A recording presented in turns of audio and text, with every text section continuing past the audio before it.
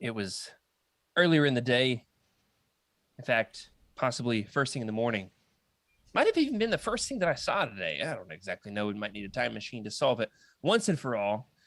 That I saw a message from Rick, in which case he was saying, hey, did you realize that this is episode 66? You going to let this slide without us doing something fun involving, the infamous Order 66 in Star Wars? And I was like, yeah, we've already got a show plan. We're not about to change it at this point, which got me thinking, there are quite a few good stories involving or surrounding directly after, leading up to Order 66. And then I decided, we're not about to, get all into an episode on the Legends history of Order 66. We're about to try to come up with a new Legends Look Back episode the day of the podcast. We've got a great show for you tonight. We've got a whole thing. However, I did give Rick this one little bit of leeway. I did grant him this wish. He had a bit. And so, Rick, here is your bit. Congratulations. You get to do the thing. Go for it, my friend. Execute episode 66. Oh, man, that growl kind of scared me there. I got to admit, everybody let Rick know how he did on his impression. Is that at least like a 6 out of 10, 7 out of 10? Anybody going to give Rick an 8? If you give Rick an 8, hey, congratulations. Give him a round of applause there in the YouTube chat, or if you're watching this in the future, hey, however you want to communicate it to him, let Rick know how his Palpatine was. But you know what? I'm kind of curious here. I'm hearing Rick, heard Emily giggle over there. Anybody seen Freddy? Wait, hold on. Did anybody get the battalion of clone troopers out of Freddy's house before this episode? Anybody check on Freddy? Freddy! Fred!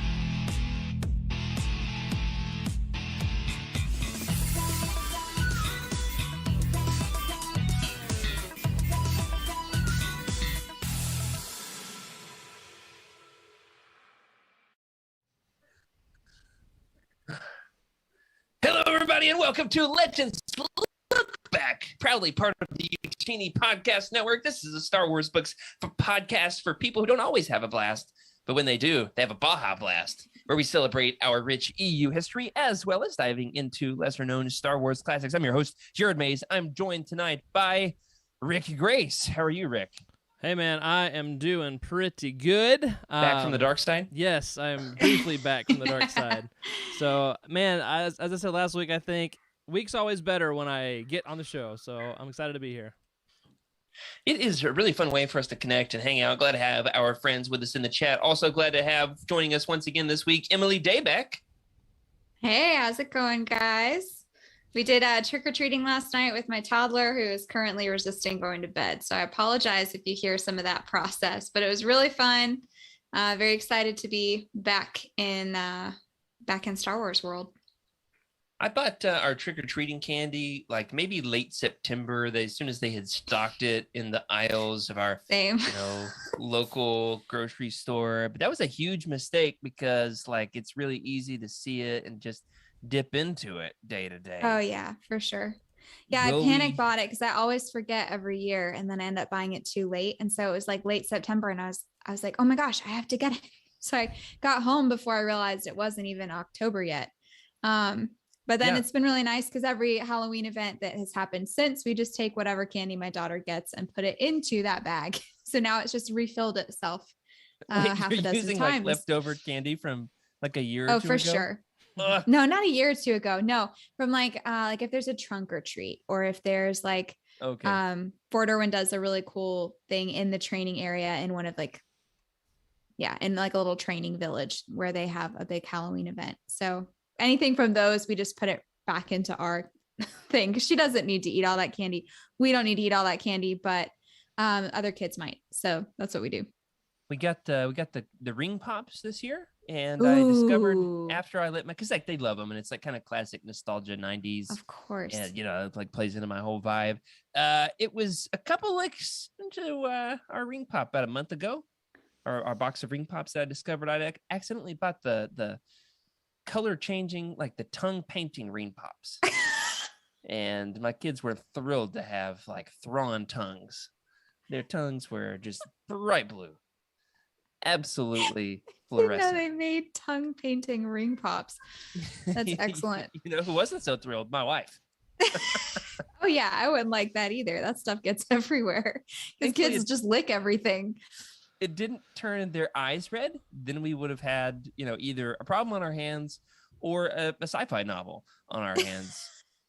Either way, excited what about is that, the Goosebumps? trick-or-treating. It does sound like an episode of Goosebumps. Yeah, where are all the kids' tongues turning blue? Got to figure out the mysterious force behind it. This is getting strange. Let us know in the chat. How do you like your ring pops? What color tongue would you like to have? No, please don't tell us anything about your tongue. We are, however, going to share. What's that, Rick? It's getting weirder. Well, Freddie's not here tonight. He was not assassinated by a battalion of clone troopers. Got a bit of work travel, not able to join us. Sometimes, it's not the end of the world here at Legends Look Back without one of our hosts, but he is dearly missed. We do have, however, a very fun show planned for you this week while we continue to read Darth Bane, A Path of Destruction for our next roundtable coming up over the next couple of weeks. I got to admit, I've read a little bit now out of these big floppy new Essential Legends collections. These suckers are so friggin' readable. They're just nice to sit down with and prop them open and dive in. Also loving the audiobook by Jonathan Davis. Man, I don't know if there's anything I enjoy more in the entire world than listening to Jonathan Davis read a Star Wars book. How about you guys? He's pretty good. I'm not gonna lie. I really can't. You can't go wrong with either Mark Thompson or Jonathan Are you a Davis. Mark Thompson fan? I don't know. I like the guy for sure. So I can't decide. They're both great with the fans. So maybe one of these days we'll get them on the show. Yeah. I will say, I've got a sweet spot for Jonathan Davis. He does Kenobi and the Bane trilogy. I mean, those are some classics. That is true. So excited to be diving into that more. But in the meantime, we do have some great stuff to discuss tonight. I had a little package that came in tonight as we kick off Thraken's thrift store. Rick, cue the graphic. Wait, we don't have a graphic? Don't have a graphic. All right. One of these days we'll have a graphic. It's going to be amazing. I can just picture it. What about you guys? Sounds good to me. Like a chubby, sleazy Han Solo, Thraken, Sal Solo. Doesn't he have like a cybernetic eye? If he doesn't, he does now. And I'm just picturing him with like a Santa sack slung over his shoulder, like of his finds, his thrifts. We'll see. We'll get there one of these days. We've got a few amazing graphic designers in house. We'll see if we can get them on it. But I do have something to show off this week. How about you guys? Here's what I've got as you gather your collectibles. Coming in the mail the other day, there was an attempted failed delivery, as if there was something of critical importance that had to arrive at my house that they needed my signature on. So the next day I made sure I was home because I knew who it was. Zalbar himself, the Wookiee from the Terrace Undercity, the best friends with a chatty little Twi'lek mission vow. We've got here Twi'lek, the Black Series gaming greats from Knights of the Old Republic. And tonight, as we are talking about some of the Star Wars movies that never had a movie to go with them, all the things but the movie, Knights of the Old Republic has, tragically little extra media surrounding it. Not enough action figures. I'm hoping one of these days he's going to be on his own shelf next to Mission herself. Revan, the Bastel. I've got a couple Funko Pops for them. Would love to have TK. What's the little one? The droid TK-37? I don't remember. 4? I don't know. It's not coming to me. Picturing him there, right there next to the other crew members. Canderous. It's going to be awesome. We'll see. So everybody, go out and buy your Zalbar action figures so that I can have all the other ones. Please spend your money so I can spend more of mine a few years from now. Yes. Emily, you said you had something. What you got for us? Well, I don't have anything Star Wars related, but I was asked about this shirt today. It's the New Braunfels unicorns. So Mike's aunt and uncle, they live in New Braunfels, Texas, and the mascot for their high school is the unicorns. Have you really? Yeah, there's a water park. Yeah. What is it? Schlitterbahn, I think. The Schlitterbahn. Yeah. Yeah, it's got a big, a lot of German culture. But their mascot in high school was the unicorns, and they thought it was so funny. Neither of their children are in high school anymore, but they decided to get my husband and I some unicorn swag. So I figured since I was asked about it earlier today, I might as well give you guys the story too. Drop your high school mascot in the chat and we'll see if it can compare to the unicorns. Oh man, yeah, that is a great mascot. What's another like very on trend lately, I think. Mythical beast that doesn't have nearly enough mascots in the US? Are there any ligers? No, that'd be a good one. That would be a good one. Like the Oklahoma City ligers. Like, it's not a thing. Will be another good one. It could be mythical. Pegasus. Yeah, it's kind of along the same. How do you plural Pegasus? That's a good question. Pegasi. That's probably why. Yeah. That's why it's not Pegasaurus popular. rexes. There it is. Pegasus. Nailed it. How about I was listening to a podcast not too long ago about how there's only like 2 or 3 schools in the entire U.S. whose mascot are the flamingos. It was all about like just how awesome flamingos are. All right, we're gonna really get off the deep end here if we're not careful. Basically, they can drink boiling water. They're one of the most hardcore animals in the entire world. Like super resilient to different climate forces, and yeah, they're awesome. And every week I learn something new. I did not expect that this week it would be about flamingos, but there you go. It's Legends Lookback for you. You'll learn something every week. I'm like classically that guy who's like, hey, you know what I heard on this random podcast this week? You know the history of popcorn? That's me. I'm the guy who can tell you all about the history of popcorn. You know who else is a guy who's got plenty of random dad trivia? Rick, what you got for us this week on Thraken's Thrift Store?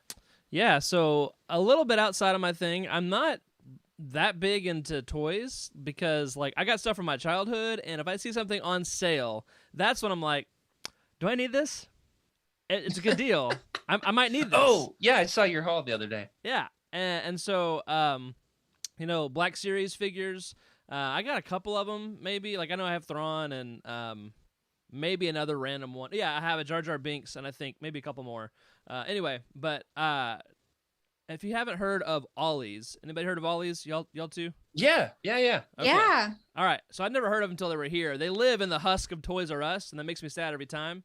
But yeah, they had a bunch of different figures on sale, and particularly they had the Hyper Real series. Okay. I don't know if you've seen these. Oh no, I'm picturing like Buff Jackson now. Yeah, right. But they come with like all kinds of accessories, like alternative hands and faces that you can put on, and they're like an 8-inch figure. Yeah. And whoa, they're like equivalent to all the limbs lost in Star Wars right there. Right? It's wow, cool. Sure enough. And so this one was on sale, and it's like the box is beat up, so there's some damage. But actually, it was advertised for a Darth Vader. I saw Luke, and I was like, well, that's pretty cool. I'll take Luke. But then the bug was in my head, and I had to get Darth Vader. That's how it gets you. So I got Darth Vader on eBay and paid too much for him. But he has a nice box. Started as a good I've never heard of these, Rick. But he's also missing some limbs and alternative What a strange thing. Is that the only kind of toy that comes with alternative limbs? I'm not sure. Is this normal? Sure. I've never. Is that a question I've you never thought you would ask before. tonight, Emily? That's a real No, there's a lot that I learn every single week. Yeah, it's not really my wheelhouse, but I'm having fun with it. I'm totally gonna open them up and play with them and get them set up in a thing. But they're Star Wars: The Black Series, but they're called Hyper Real, and they can be expensive. So yeah, I can tell you more if you want. Come find me in Discord. Wow, that's awesome. So you got enough hands there for like Thrawn to create his like an entire clone army of Lukes and Vaders. That would be epic. Somebody around the Discord or the Utini team in the last couple of days was talking about how they got like a throne room action figure of Palpatine, but then they were thinking about getting the like Luke Skywalker from Heir to the Empire and putting him in there with the blue lightsaber and like recreating a scene from the Thrawn trilogy. Yeah. Were they pitching this, or did my mind go there and like I created it after they showed me the figure? Because then you'd need a Sabaoth. I might do it. I might just make a shrine that is the entire like climactic scene of the Thrawn trilogy. Stay tuned. We'll see. Sometimes you like get an idea in your head and you're like, that's gonna have to happen. I'm gonna actually have to create that. and nothing is going to stop me. Like the graphic for Thraken's thrift store. Yeah, except for that hasn't come to fruition yet. It's not quite good enough of an idea. I'm talking. I see. Easy. It's this idea is like still half baked. You're gonna like. Still its growth prematurely here. Like my bookshelves over here. Like there was a day where I was like, I need some better bookshelves. It was back 2 years ago. We were looking at turning Legends Lookback into a live show. My like cheap Walmart shelves were sagging in the middle just enough, and I was like, I'm gonna have to do something better. And so I did, and it took like a month, a few $100s. I can see why. Yeah, it was. They look great. Oh, thank you. I'm gonna have to actually have leaving behind. We are officially moving to Arkansas. The move is initiated. I have officially packed my first boxes of my Star Wars collection. Believe it or not, like some of the items in the Star Wars collection were deemed somehow as non-essentials. Things that like we don't need to have out at the moment in order to survive over the next month. So packaged up. Let's take a guess. This isn't in the show notes here, but we got some time without Freddie. We got like a whole extra person's dialogue to fill. How about y'all take a guess? How many Funko Pops do you think I boxed up on Tuesday night? Boxed up all of my Star Wars Funkos. My room is tragically bare. How many was it? I don't know how many you have. I want to see That's the question. Less than 100, but I would say like 35. I said 50. Dang, Rick. I have 35 Funkos. For real? Yeah. Rick. I'm going to go get a lottery ticket, dude. Oh, That's my crazy. Goodness. This is like that one week you one-upped him too. Man, you're on fire tonight. Oh, I'm humiliated just thinking about it. Oh, hey, remind me, I need to talk to you about, I think I found a Dark Empire hardcover I'm going to buy, but it's expensive. So I want to talk about They price. are expensive. Okay. They're worth a lot of money. And I'm really wishing I had not loaned mine out to like 20 different people over the last 10 years. It's quite worn. Gotcha. And now it's quite valuable. And I'm like, if only I'd have known. Right. But worth it. Yes. Worth it for every single person I shared it with. They loved it. So Good stuff. I love sharing the Phantom with people. Love it. Yeah. Not regretting it at all. But I do have one more thing to show off here for Thraken's Thrift Store. Did you guys both go? Take your turns? Yeah, Yes. I'm good. All right, here it is. I had my birthday last week. My wife bought me a record player. We had a new record store. Our town's been investing in small businesses, and some new businesses have been opening up and revitalizing our downtown. One of them is a record store. I wanted to share the joy of this record store opening up its doors, and downtown. We're very invested in our community, and so my wife got me a record player. I was very excited. So I've been starting to collect some like key albums I've been wanting on vinyl. Went to Barnes & Noble the other day. Knew they had to have some new ones. Wanted to get some Taylor Swift. Was looking for maybe some like folksy stuff that I like. And you know what else I found? What? Here it is. A Star Wars album. Nice. It is. It's The Last Jedi. So like on our Legends show, I'm only going to leave this on frame for like 5 seconds here and then never speak of it again. But there's not a whole lot, not very many things that are more fun than like dropping that record needle just right, getting it just on the edge, and then hearing and then you start the Star Wars fanfare. Woo! It's quite the experience. Highly recommend. 10 out of 10. You can go over to Uchini.com, click any random Amazon affiliate link, and then type in Star Wars vinyl. You can buy yourself one and give us 4% to help keep the lights on, because it does work that way, even though we don't have any actual affiliate links. Shadows of the Empire. Great comment here from Jacob Bowe. Shadows of the Empire vinyl on Amazon. There we go. Nice. There's some Legends records. I might actually have to do that. Thank you for that tip, Jacob. Let's move on into Legends Lookout. Got a little bit of news this week. Rick, why don't you take the first one? Yep. Give me just a second. We had a big announcement that came. Well, it came through a Barnes & Noble listing, and in Star Wars Books on Twitter. I love the people over there that run that Twitter handle. They shared the news. Yes. About this is not just a rumor. That they posted some speculation, but we're not going to get into their speculation. We are going to get into the actual news of it. Okay. Right? So there is something that's been listed. Tell us what it is. Yeah. So over at Barnes & Noble, they're doing two leather bound Star Wars Legends collectible editions coming in September of next year, so like 11 months. The first one coming out is Star Wars Obi-Wan Kenobi by John Jackson Miller and Alan Dean Foster. That's going to be good. Are there images out for this? Not that I know of. This is still obviously early in the development for them. Right. However, just hearing you say it, like seeing it on the internet was one thing. Yeah. And then me typing it in the show notes with another, but hearing you say it as a definitive fact. Yes, it is happening. Made me literally salivate. I am so excited. Wow. It's a great book. Do you chew on leather-bound books or? No, just like, I'm excited. These are some of the most collectible. As somebody who doesn't do a lot of the collecting of the physical editions, look at these things. All right. They're beautiful. They're absolutely gorgeous. I actually might have to pick those up. I've got the for those of you who are listening on audio, I'm holding up these. No, it doesn't retain much of its smell. I've had this one for quite a while. The leather-bound Star Wars trilogy, original trilogy novelizations. It's got gold foil leaf pages. Yeah. Darth Vader on the cover. It looks like a Bible, doesn't it? Right. I mean, a very fancy, glowy Bible. Yeah, I mean, like you can have a Bible on your phone, sure, absolutely, right. It does have even like the Bible bookmark. That is true. Ribbon. Tassel. Yeah, tassel ribbon. The phylactery. Like oh man. Going Old What's Testament. the Anchorman quote about like back at my apartment there are many books and they are leather bound? Like that's what I've got going through my head on repeat. I've never seen it. Good reference. Oh, really? Yeah, somehow. Oh man, yeah. I've got two of these. There are more.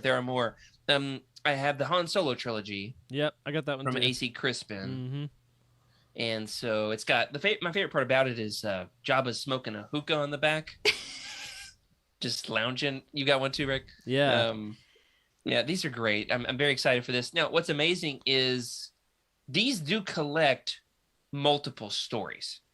So as I said, both of these contain a trilogy. Mm-hmm. The first announced book is called Obi-Wan Kenobi. Now the book by John Jackson Miller is called it's called Kenobi. Kenobi, right. So the question then is, what will it collect? Yeah. And I don't know if this is news or speculation, so we want to be careful with it. Right. What will they put with Kenobi? That's the real question. And Alan Dean Foster's going to be sort of like anthologies there, right? or like combinations? Yeah. And I don't know what I would put with Kenobi. I think the word on the street is there's going to be The Approaching Storm by Alan Dean Foster, his episode 2 prequel. Oh. Huh. But I don't remember it necessarily being an especially memorable Legends book. I've got it right here. I remember nothing about it. Absolutely nothing. Well, what was it? It's the one about Obi-Wan and Qui-Gon. Not the Apprentice. What's it called again? It's canon, unfortunately, but Master that would and make Apprentice, sense to them. That's it, Master and Apprentice. No, I want it to be a Legends book. I know, but you have to include canon sometimes, man. Maybe that's what the kids are buying these days. It could be Outbound Flight. That'd be a good one. Yeah. What you got, Rick? I was just thinking some of the early readers, middle level readers, I can't think of her name. That would be wild. Oh, yeah. Like the Jude Watson, Jedi Apprentice books. Yeah. That would be cool. That would be amazing. But there's 20 Jedi Apprentice books. 20. I mean, right. Yeah. They're short and they're young readers. So like maybe you could do it. I don't know. Now I'm going to have to do a word count of how many words are in all 20 of those books and how many words are in these hardcover leather bounds. Now it's going to take up my whole Saturday. All right, Rick, tell us about the second one. It would work. The second one is going to be Star Wars The Mandalorian. Featuring... Saw that one coming a mile away. Right? K.W. Jeter, and the author listing suggests that this is going to be the Bounty Hunter Wars trilogy, which is the Mandalorian Army, Slave Ship, and Hard Merchandise. Mandalorian Armor. Ooh. Mandalorian Army sounds awesome, though. Yeah. That would be a good book. This would work. These are actually quite good. They're a little wordy. I would have liked to have seen, I think in hindsight, the 3 condensed into one book. But you just put them within the same leather-bound, collected edition. I guess technically then it's one book, right? I guess. Well, that's how that works. This one makes more sense to me that you would put the entire Bounty Hunter Wars trilogy into one volume.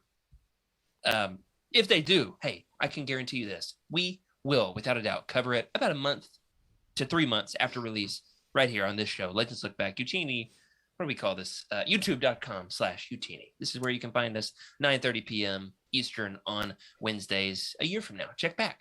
Are we going to read the Bounty Hunter War trilogy? We'll see if this actually comes to fruition, because with the publishing delays, it's hard to believe that any of this is actually going to happen, but I have faith. Yep. Especially when it involves Legends books. What's one, let me pitch it to you guys. What's one Legends trilogy you would like to see receive this leather-bound Barnes & Noble hardcover treatment? Ooh, the Thrawn trilogy, right? Is that already one of them? No. I mean, that's a no-brainer. Why isn't that one of them? I should have already been there. Guys. They could just put Savaya's abs. That's the whole cover. Yes. Just shirtless Savaya. That should be the back, like a special treat. He flips the back and it's that. Just like the beard. Oh man. Woo! That would be amazing. All right. What's your pick, Rick? Oh man. So of course we're reading Bane right now, so can't go wrong with those, but those are pretty common. Okay, I'll go with the Revenge of the Sith trilogy, the unofficial trilogy, the Revenge of the Sith novelization, and then the two that before and after. Yeah. Let's see, Labyrinth of Evil. What's the other one? Rise of Darth Vader. Yeah. So those three I think are a good story. So. Yeah, these will be Barnes & Noble exclusives, as has been asked in the chat. We will keep you posted as we have more information right here on the show. Love both of your ideas. And now I'm going to have to find out if they have a prequel leather-bound hardcover trilogy. I don't know. I know they have 2 different sets of covers for the original trilogy, maybe even 3. Man. Wow. So no, I know that Books A Million has one. I'm not sure it's leather-bound. Hey, if you want some more Legends deep dives, this is the show for you. We'll do it on another show. Emily, tell us what else is up in Legends Lookout. Certainly. So there is a new Marvel Epic collection announced. It is going to be releasing tentatively March 16th, and it's going to be Legacy Volume 4 containing Legacy Volume 2 featuring Anya Solo. I say it like a Russian name. Anya Solo. Anya Solo. So not could be Anya. I don't know the official pronunciation there. I know Jaina. Who's this Anya person? Right. That's a great question. So this is set like 100 years after the original trilogy, maybe more. So it's set. It is Legacy Volume 2, as you pointed out, but the Epic Collection is called Legacy Volume 4. I love Legends for this kind of stuff. Anya Solo would be Jaina's great-granddaughter? Yeah, something like that. If it's 100 years, that's like 2 generations, right? Well, 100 years after the original trilogy. So yeah, I'm not as great at the math with the timelines. Timelines as like Trevor. Trevor's your guy for this kind of thing. Jacob is confirming, 135-ish after the Battle of Yavin, so it's out there. So it is way out there. It's a descendant of Jaina Solo. So you are on the right track, Emily. And you can kind of see how Anya is like an anagram-ish for Jaina. You just take off the J, mix the letters up a little bit. You got Anya. This is the Legacy Volume 2 series was cut off prematurely. It only has a fraction of the issues that Legacy Volume 1 had. However, is amazing. Absolutely one of my favorite Legend stories. I know I say that about a lot of things. I happen to love this stuff. That's why I have a podcast about it. But it's got like an IG-88 kind of bounty hunter-ish droid who many people, the fan theory is, this is one of mine and Freddie's favorite in-jokes. If he's still with us in the chat, we'll know because he's going to say something about how much he loves this. The IG, I forget the name of the IG unit. It's been like 10 years since I read this. There's an IG, hunter droid who many people believe is actually C-3PO programmed into it. So if you read it from that viewpoint, it's hilarious. Anyway, pay attention to the moniker here because it is the Legends Epic Collection Legacy Volume 4, but it is going to start a new story of Legacy Volume 2. Now, the first 3 editions of Legacy Volume 1 are nearly impossible to find on the aftermarket. So this is definitely one worth getting, don't you think? Yep. Get it while you can. And this is exactly why Utini exists, is to help navigate Volume 4, Volume 2. Yes. You know? That's right. Yeah. Goodness. Every time there are, yeah, it just makes my mind boggle. Like, what do you mean? How many volumes are there? What was especially fun, Emily, was listening to you read that and try to make sense of it, like on the spot. I know. I feel like every time, yeah. So anyway, long story short, if you're new to Legends, you're not the only one. Yeah, I'll ask the dumb questions, and you just glean all the knowledge. And I would say with Legacy always Volume, welcome here. With Legacy Volume 2 in particular, you don't have to have read Legacy Volume 1 in order to enjoy it. That's good, because apparently it's impossible to get. It's not as big. It's not as big of an investment. You can probably read the whole thing in a weekend, as opposed to Legacy Volume 1, which will take you a couple weeks. Or at least how long it took me, respectively. And you don't have to have a ton of knowledge of what has happened up to that point in Legends, in the books or in the comics. It's just a self-contained story that you can enjoy for what it is. And it's a solo descendant, like on the run, kind of a fugitive little ragtag band of misfits. Excellent. Absolutely worth your time. I don't think we've ever really discussed it in much detail on the show. You know what else is confusing, though? This next little piece of news on Legends Lookout, there is a new just a nugget of a short story released on the website for the Old Republic, a SWOTOR short story. They continue to crank these out periodically, even since Legends became Legends, since it was relegated to an alternate universe back in 2014, the fateful D-Day of Legends. They have still continued to crank these out. On October 1st, there was a new little short story released called Mission Abstract, Investigate link between Darth Malgus and the planet Elam. I looked at it. There's not a ton there, but there is some, it is fiction written in the Legends universe. I'm currently really deep into playing this game. I might finish it tonight. Could be tomorrow. I don't know. But there's a lot of Sith coming at me. They're ambushing me like ninjas from the ceiling at this point in the game. And that feels like at the end of the game kind of scenario, right? Mm-hmm. I've reached level 51. That sounds high. Anyway, so very fun that there is new content coming out with this. Rick, tell us a little bit about what's happening in the Legends community over at Utini. Yeah, so exciting things coming up. In the Discord book club, we're going to be starting the reading of the AC Crispin Han Solo trilogy. Paradise Snare's coming up. I cracked it open today and just barely got into it. So if you're interested in joining us as we read this, we're going to read it slowly. I think about a month per book is the pace. But you can find us on Discord. And again, that's, of course, Utini Discord, and specifically in the channel for Legends books. Also, something to add there, Jared?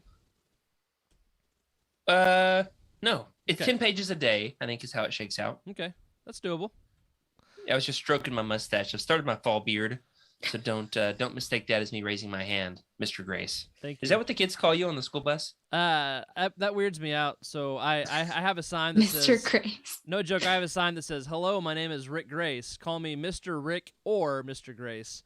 And I prefer Mr. Rick because my mom is a teacher, so she's Miss Grace, and my wife's a teacher, and she's also Miss Grace. So I can't be Mr. Grace. It's too many of that's going on. So well, as long as you're not a disgrace, I think it's okay. Oh, there it is. I love it. That's great. Good job, Emily. We've got one more little piece of community news. While you're on a roll, why don't you hit it for us? The Star Wars Archives. Yeah. Awesome.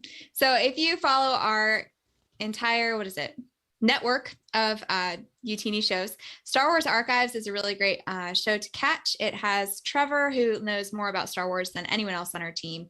They had Corey on for a Legacy of the Force spotlight, so he guest starred on Star Wars Archives. So make sure to check that out wherever you get your podcasts. I think it's Trevor and Jose host that podcast. I don't know, and for those of you who are not getting these, they do release them on a 3-month delay to the public, so you can get a taste of what's going on there.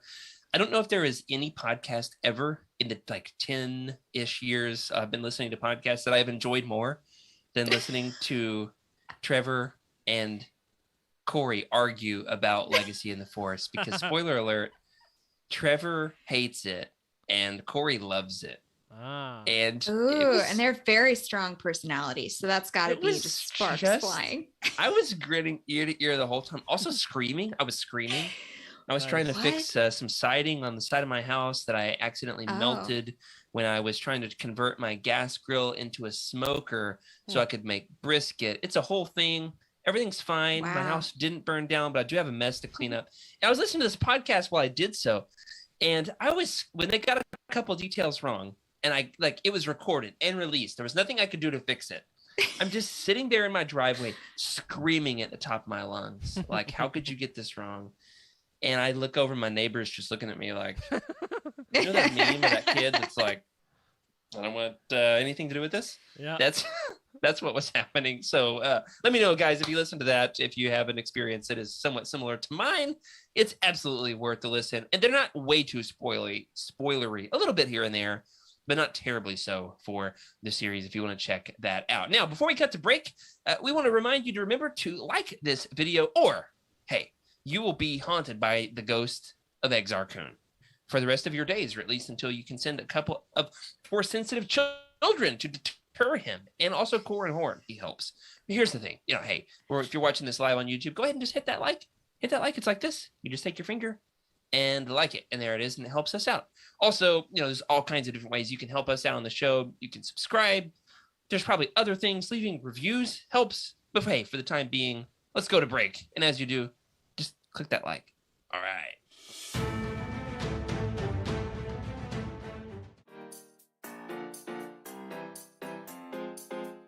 Darth Vader lightsaber lamp, and I just I just knocked over everything in my office so I could get this into the camera shot. I knocked one of the posters off the wall.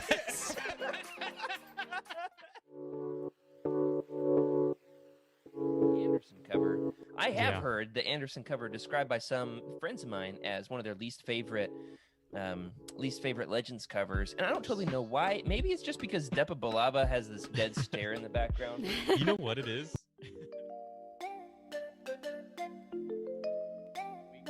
Emma, what is your art of the week this week?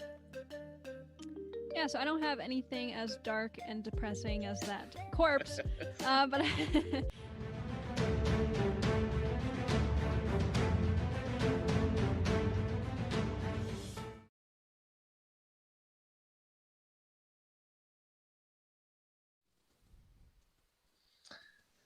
here's the funny thing. I warned people to like this video or you'll be haunted by Exarchun. And our buddy OK Endar in the chat says, I actually think I'd kind of like it if Exarchun haunted me. So, hey, regardless, if you want long dead Sith spirits hanging out in your temples or whatever, it does help us out in the analytics. If you like the show, somebody else might as well. We've been notified that we're having a little bit of technical difficulties here, having a little bit of lag. So we are going to take a quick break. Stay here with us. We will be back as soon as possible, trying to get you the best show possible. So regardless, it may be Exarchun is the problem. I blame Exarchun. How about you guys? All right, go ahead 100%. and hang tight. All right. Standing by. We'll be right back.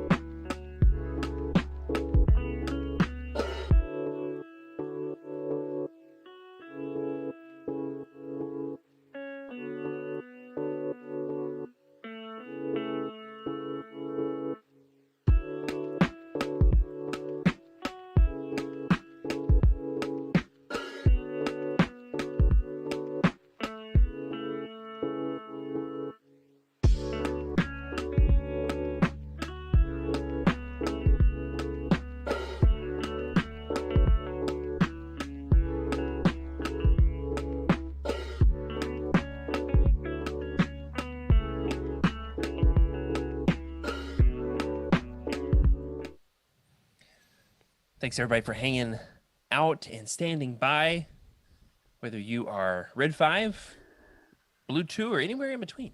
Glad that you are here. Tonight's episode is inspired by the big summer crossover event we had at Utini, or at least I think it was in the summer because time feels relative these days. That's for sure.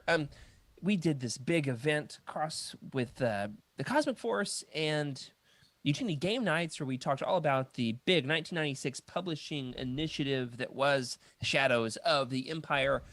And in my defense, I had never read it before. I didn't know just how problematic it would be. But one thing fun that came from it was this, to see just how much merchandise, how much fanfare was made around this one particular story. And I was interested from the Legends standpoint, what other big publishing tentpole initiatives were on a similar level, or at least in competition with Shadows of the Empire for the most hullabaloo made out of a particular story ever in the Legends universe. We talked about one last week being Rogue Squadron. Rogue Squadron. Do you guys remember from last week? If you're here with us in the chat, I'm going to quiz Emily and Rick right here on the spot.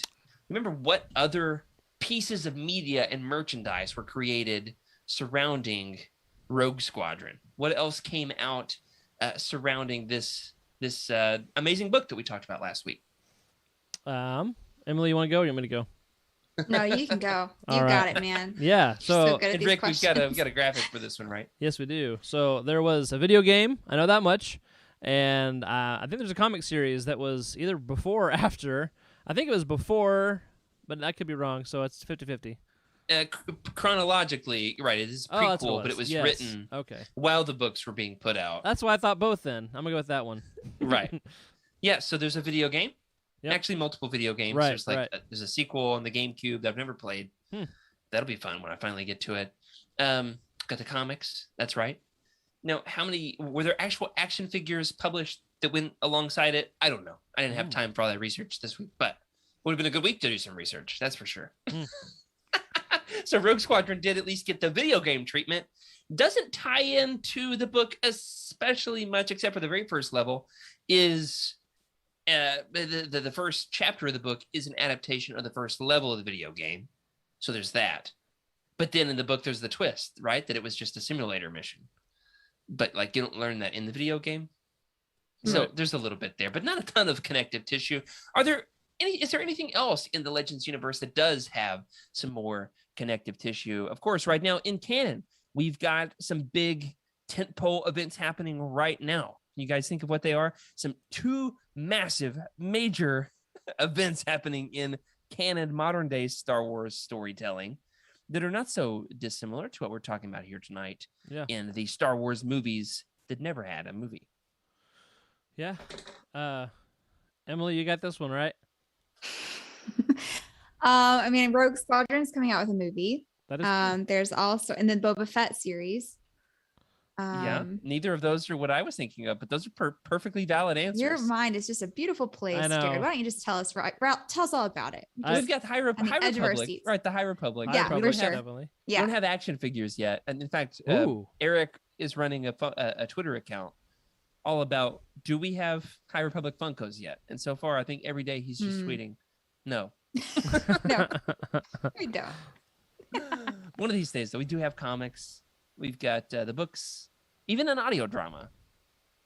2 audio dramas? Just one. One audio drama. Audio dramas are coming in. They're a lot more now than I think there used to be. But there is a lot behind this initiative. There's T-shirts.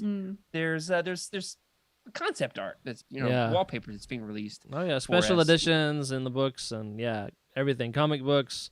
It's been good. I really like the High Republic. It's been good stuff, but we won't talk about that too much. Absolutely not. No. Not another word. Rick, if you say another word, we'll have to find another producer. Actually, please, Rick, stay. We need you. Thank you. Please don't go. Please don't go.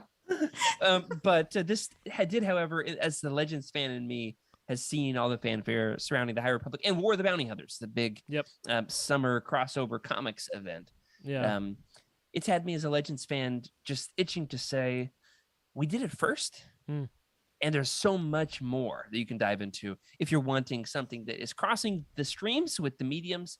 In particular, we've got Rogue Squadron from 1996, also in 96. Big year for crossover events, apparently. We had Shadows of the Empire.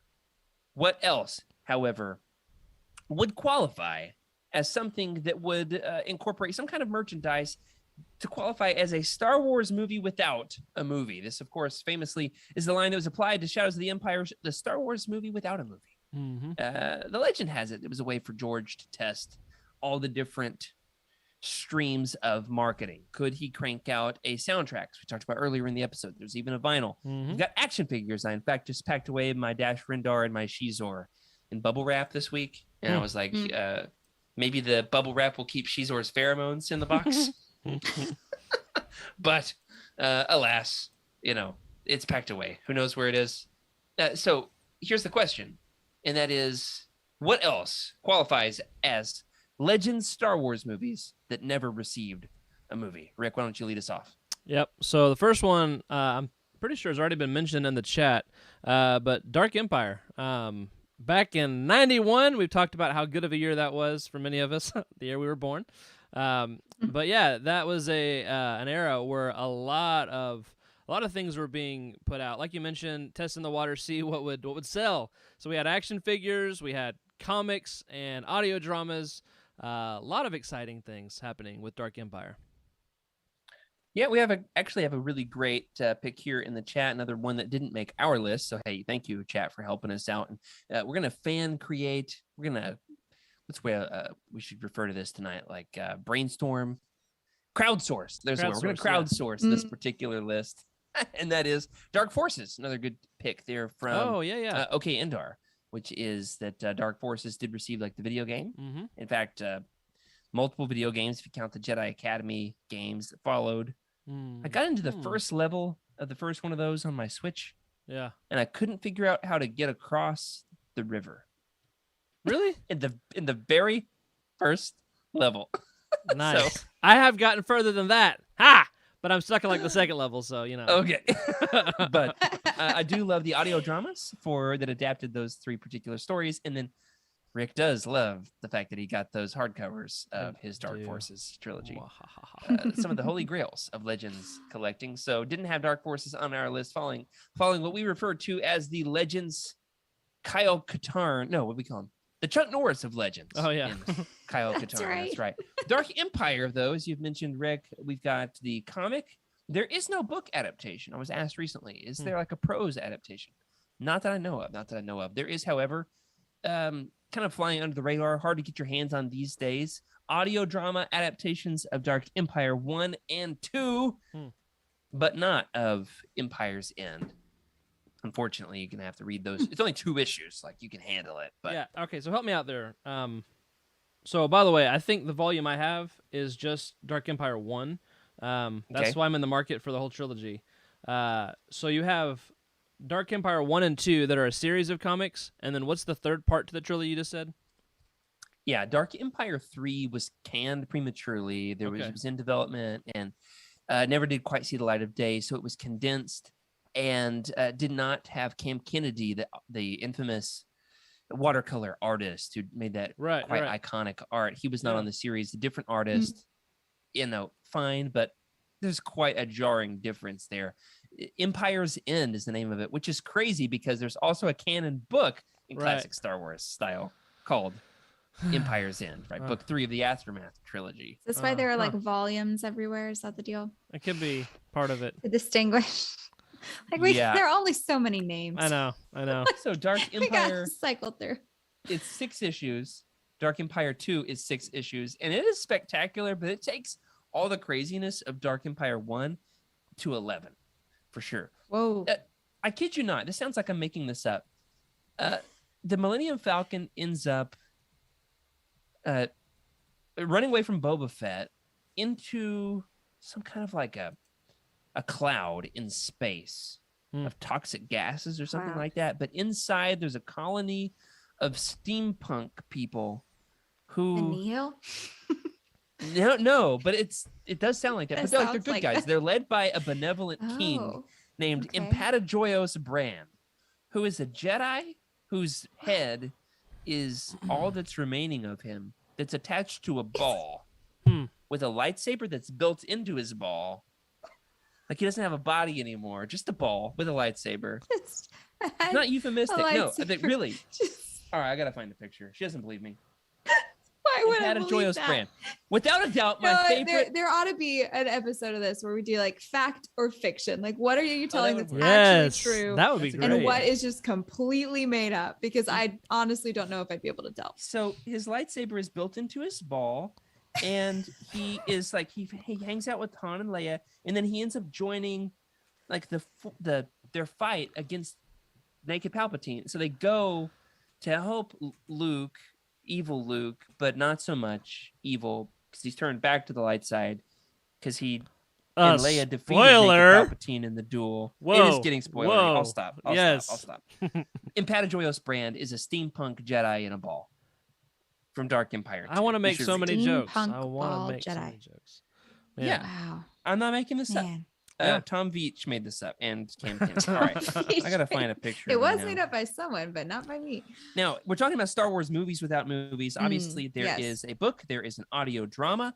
There are also action figures. Now, I don't have any yet. Freddie bought me one, and then he loved it so much that he kept it. So there's that. I would love to get them. Yeah, sorry about the spoiler. Hey, I didn't mean to. I don't think I spoiled anything all that critical. Like, yeah, no, just mildly, I promise. However, there's action figures, there's comics, there's an audio drama. Now, if we're going to rank, like, which of these really took it up to 11 with the whole Star Wars movies without a movie, it doesn't quite come as close as Shadows of the Empire. But it is, however, at least halfway there. What else is something that we should be aware of? Let's see. Rick, you read that first one. Emily, next on the list is what? The Clone Wars Multimedia Project of 2003. Yeah, and this is amazing because actually our friends over there, we've already previously mentioned on the show, Star Wars Archives. They did a whole episode about this. We're not going to go into too much detail and refer you over there. It might even be out for the public at this point. This included Shatterpoint, for example. These were walking through the Clone Wars in the years between episodes 2 and 3. You could literally live those 2 or 3 years of the Clone Wars day by day as these stories were being published with the comics and the books. So it consisted of these novels: Shatterpoint, Legacy of the Jedi, The Cestus Deception, MedStar, Battle Surgeons, MedStar, Jedi Healer, Jedi Trial, Yoda Dark Rendezvous, and the Republic Commando series. Then there's also comics. So we've got pretty much all the comics that I talked about on the recent episode of The Cosmic Forest, all the ones with Ayla Secura and Quinlan Voss, the Republic comics. You've got Obsession, it's Obi-Wan and Anakin hunting for Asajj Ventress stories. There's video games. Yeah. The original Battlefront video games. You played those, Rick? I played a little bit of Battlefront 2.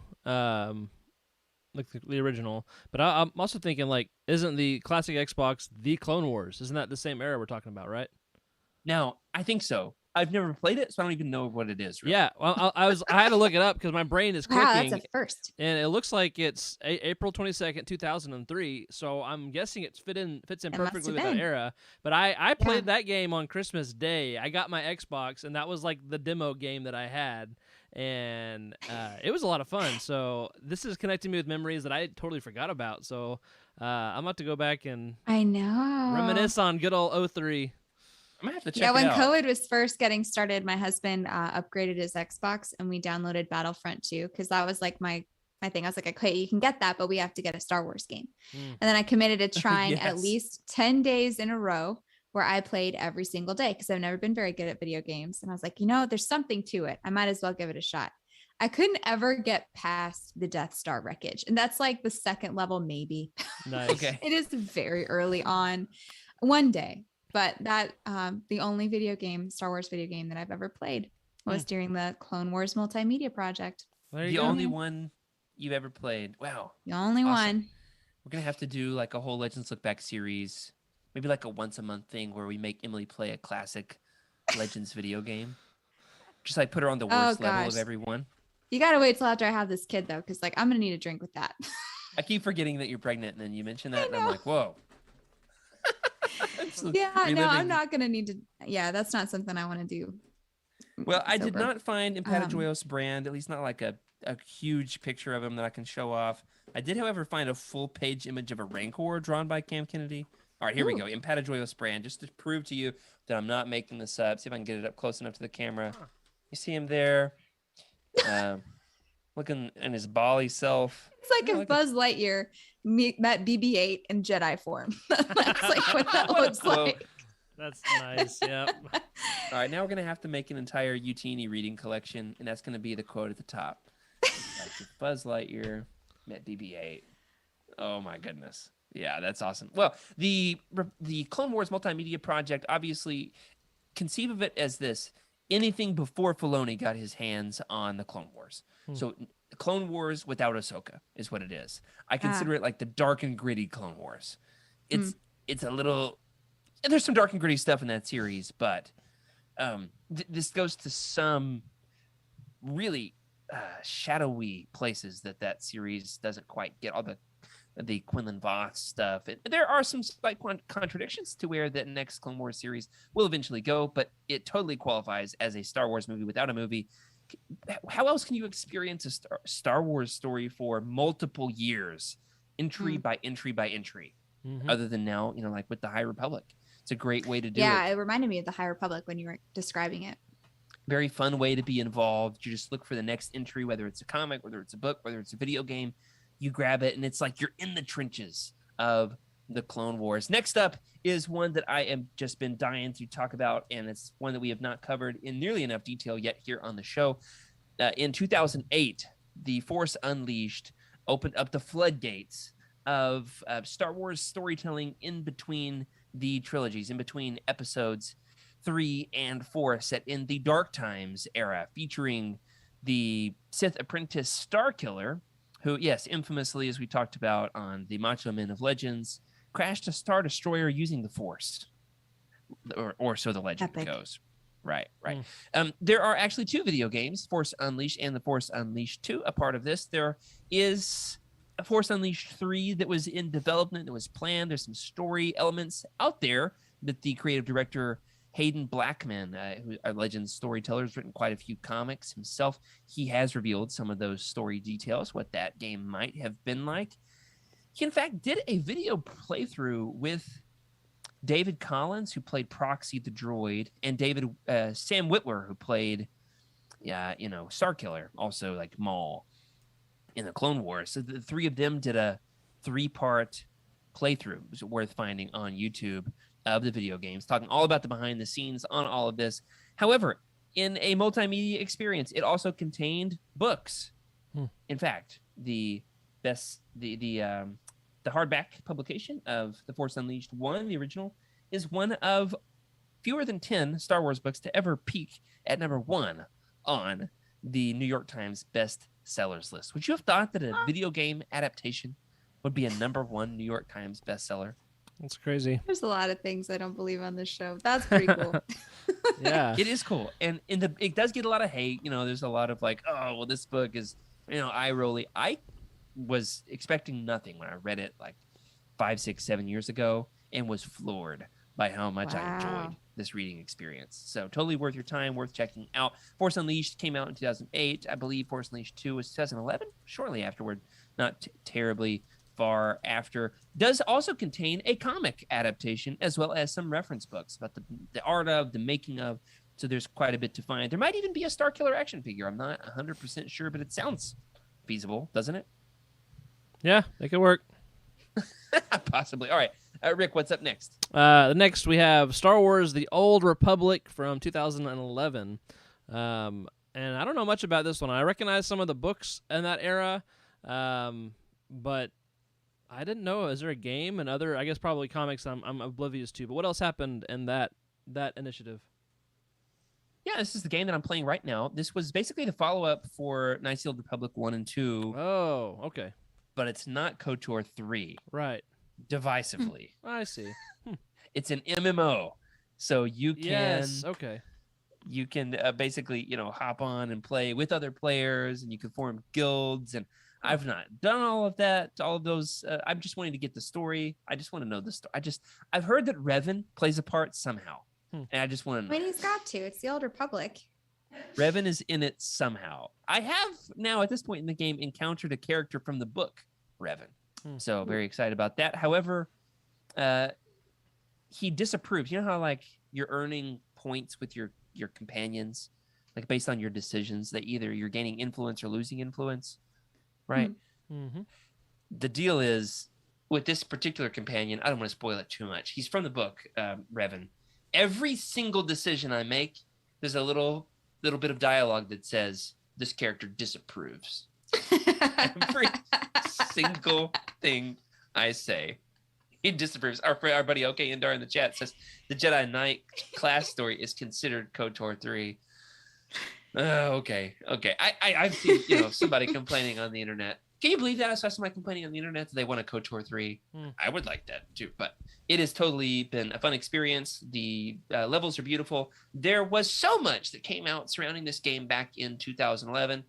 I only just now got to it in 2020. I started it last year, so 10 years late to the party. As with everything, what am I going to do? There's all kinds of art books, making of books. In fact, some of the ancillary materials related to this have become quite collectible and expensive and hard to track down. As far as soundtrack, I don't know, or action figures. So let us know in the chat if you've got more on this. I have at least seen that there is a Star Killer action figure out there. Is it official? I have yet to determine, but they do exist in some form or another. Now, at this particular point, we have covered the major events, the major things that are considered Star Wars movies without movies. We've got Dark Forces, Dark Empire, Rogue Squadron, Shadows of the Empire, Force Unleashed, Clone Wars Multimedia Project, and The Old Republic. We do have, however, 3 more honorable mentions that are cross-publishing initiatives, though they didn't especially have any ancillary materials regarding, reference books or soundtracks, video games, or action figures. Rick, tell us about the first one of these cross-publishing initiatives. Yeah, first one would be Dawn of the Jedi comics and books from 2012. I don't know anything about... Okay, I know Dawn of the Jedi, the book, but I haven't read the comics yet, so I guess I knew something. But it's one of those that I want to read, I'm excited about, but man, my list is so long. There's so many good things to get into. And so, yeah, looks cool. These are okay to keep on the back burner for now. They're not necessarily essential Legends stories, but we did have a short story to kind of get some exposure to this in our Star Wars Insider Fiction Collection Volume 1 roundtable we did recently with Lannery Brock, the female Jedi, right? From, 10,000 years before the films? Goodness. Where her lightsaber is attached to a backpack for a power source, her proto-saber. This was a crossover between the Dark Horse Comics and Del Rey Books Publishing. There's one full-length adult novel, Dawn of the Jedi Into the Void, 3 or 4 different comic series, and it was canceled prematurely. So the Legends Guillotine hit in 2014, canceled this prematurely, never got to see it to fruition, but I see. Kind of a fun experiment in what could have been. Emily, what's on the other end of the timeline from Dawn of the Jedi? So we have back in 1999, we have Invasion and New Jedi Order. Yeah, New Jedi Order infamously is the 19-book series that totally changed the expanded universe. There is, however, a comic crossover from 10 years later. I was doing some research. I think it is 2009 that Dark Horse did this. But as far as I know, they were brainstorming doing this as a comic story before they ended up doing a book publishing program. Jury's still out totally on if my information is right there, but I have yet to read the comics. I've been holding out on them. I'm very anxious to read them because I've read all 19 of those books. And fun little piece of Legends development here for the show. This is news to even you guys. Our buddy on the team, Andrew Bell, is almost at the end of his 3-year reading journey with the New Jedi Order. Yeah. Ooh. He is on the second to last book, book 18 of 19. The Final Prophecy, and we agreed that when he finishes the Unifying Force in the spring, he's going to come on Legends Look Back, and we are going to talk about the New Jedi Order. We're going to keep it light on spoilers. We are going to talk about the history of the event, which of the books he considers the best, which ones we've heard the most about, which ones, which characters the most noteworthy. We'll rank some of the books. Those of us that have read them, I'm very excited about that. How about you guys? Yeah, that sounds great. Good. Can't wait to have him on. And then finally, for tonight, we've got Fate of the Jedi, which crossed over with the short stories Lost Tribe of the Sith in 2009. Fate of the Jedi was a 9-book series published right there at the end of the Legends timeline happening. You've got New Jedi Order, and then Legacy of the Force, and then Fate of the Jedi. I'd like to pitch it as this.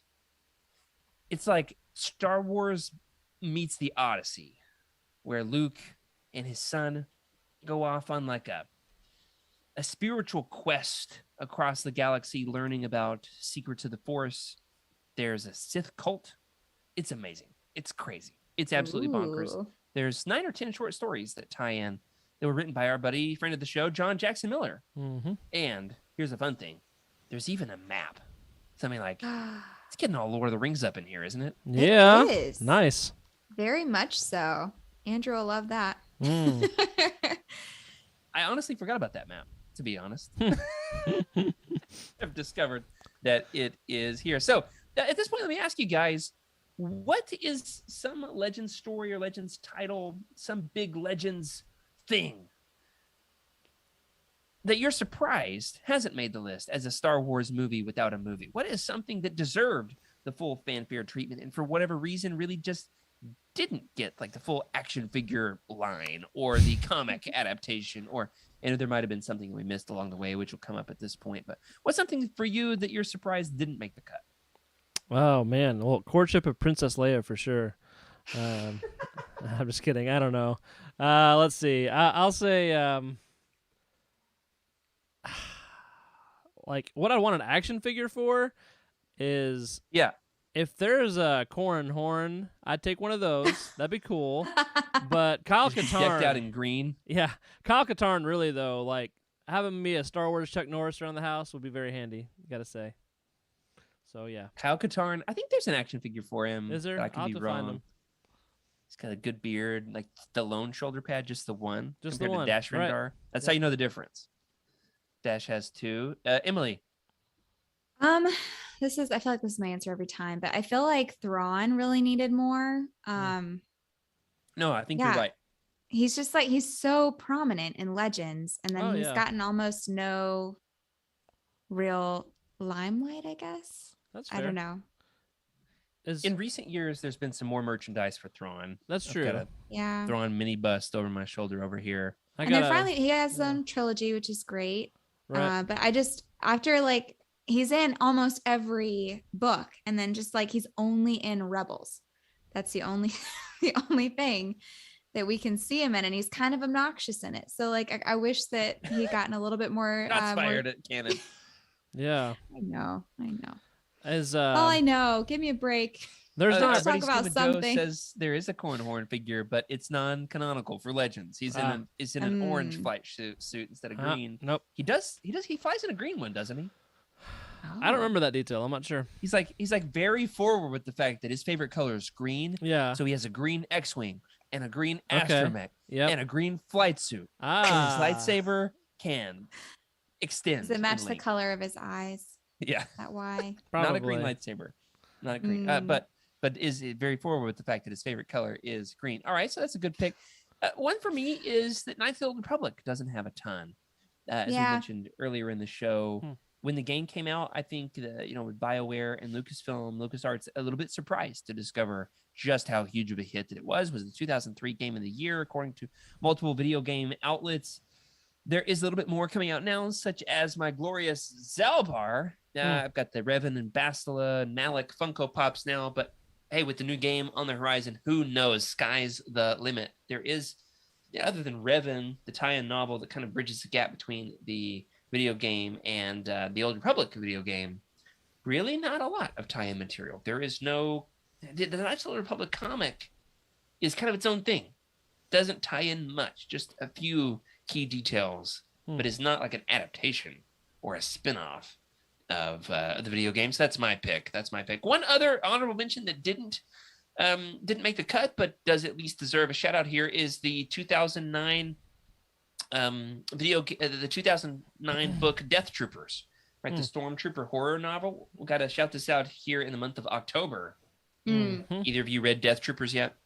No, but I did listen to that episode of the show back, early on that you guys talked about them, and it really got me excited. Episode 0. Was it 0? Yeah, it was our test run. Nice. Sure. Yeah, I was looking for some like Halloween themed books. There's actually a horror or Halloween collection on our website that has Death Troopers. I think that was my first encounter with that novel. And I just thought like the cover art is quite distinctive. Yeah. You know exactly what it's going to be about. Oh yeah.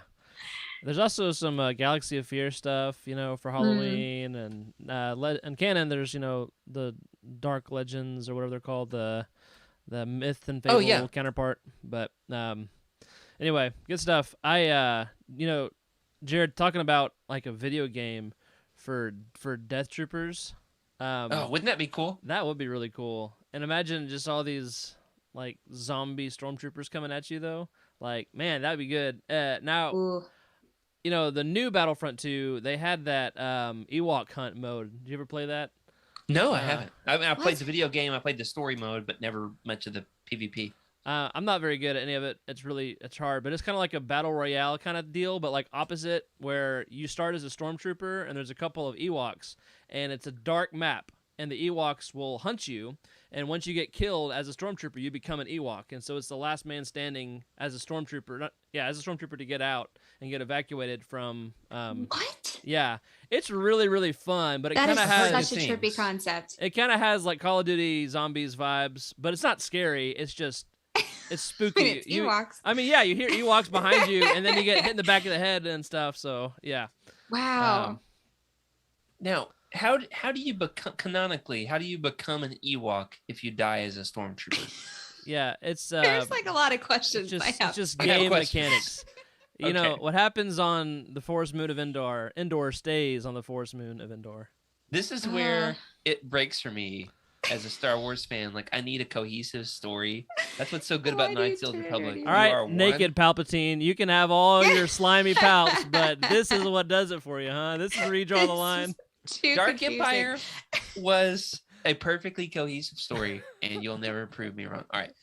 But I would like to see a Death Troopers video game, kind of in the style of Resident Evil, of like the mid to late 2000s. That would certainly work. Those are great games. I'm too much of a scaredy cat to play them, but that would work. Would love to see, with some modern graphics, like a great story-driven game set in the Legends universe, obviously. Would love to see some tie-ins to that. What would make a great video game would be the Jedi Apprentice books we mentioned earlier. All 20 of the Jude Watson books. The fact that nearly every book is set on its own cohesive, like its own planet with a little story that she develops for this like 100-page book with like perfect Star Wars world building with its own like unique culture and problems and flora and fauna and creatures. That would work really well, like very mission-driven Obi-Wan and Anakin game. Yeah, oh man, that'd be cool. Now I've got to like that reread would be really cool. I would play that. Picturing them as a video game. All right. Anything Anything else story that you would like to say deserves a full fanfare treatment? What action figure would you like to have had from Legends that you don't have your hands on yet? Yep. I got nothing to add, man. I think we covered a lot. I learned a lot in this one for sure. I've been saying that a lot lately, but this was definitely it's cool to see again just how much has gone into Legends and how some of the same scripts are still being used in the canon world as far as publishing initiatives and doing everything they can to get different fans different ways to be connected to their stories. So Star Wars is still alive and well. Well said, Rick. Well said. Thank you. I don't know that I've got a great pick either, other than the fact that there's like a Sith collector's pack that has like some of the villains from KOTOR 2, possibly even Darth who's the one from Legacy, Darth Krayt. It had like 5 or 6. They used to have it at like the Hastings and Cersei where we used to and I remember looking at it, picking it up like 10 15 30 times, never buying it. I was like, I'm in college, I don't need to buy action figures. Now that thing's worth like $300 and I wish I'd spent the 30 back in 2010. Regardless, those are kind of hard to track down, but totally would be great action figures to re-release in some form or another. You know what else is another way you can enjoy some classic Legends Sith Lords? Next week in our roundtable discussion of Darth Bane, Path of Destruction. We're going to be reading Path of Destruction in November. We're going to have Rule of 2 starting in the spring, and then in December, we're going to cover this new Blood Ties omnibus. I actually need to check the release date on that, make sure it's not delayed. But yeah, with everything notwithstanding, no big plans changing. That will be coming up soon. That does it for this week. Thanks for joining us here on Legends Look Back. Thanks to our incredible patrons for your amazing support. Oh, we got Emily here on the screen with me. What's up, Emily? Hey, I know we're missing Freddie. Freddie there. Yeah. Freddie's been missed. But give a special thank you to our patrons, Cheryl Bell, Patrick Ortiz, Carl Sander, Endar on our Jedi High Council. I give a thank you to Elizabeth Cloutier, Jason Mitchell, Sally and Chris Eilerson, Freddie C. Hopefully he comes back from the stormtrooper, the clone trooper assassination attempt. Yeah, thanks for that, Palpatine, here on episode 66. Jason Mitchell, Sally and Chris Eilerson, Earl Q, and Tyler Latour on our Jedi High Command. Thank you for your amazing support. Remember, everybody, sub to the channel. Leave us a review in your podcast platform of choice. That will help more people to find our show and join the most positive Legends community on the internet. If you want your thoughts read on the show, you can email us at legendslookback@utini.com. You can send us a message in the Legends Look Back Discord channel. Leave a comment on this episode on YouTube, or find us on Twitter at Legends Look Back. I'm at Jared Q. Mays. Freddie's at Wake Up Freddy. Rick_Grace. And Emily. Darth Daybeck. If you're looking to buy some of these books, want to help support the show, you can look up a book on Utini, click the Amazon link in the profile, and hey, after you've read it, you can even leave us a review and let us know what you think. In the meantime, remember to keep the Utini fan code and be a force for positivity in the fandom. Until next week, may the force be with you.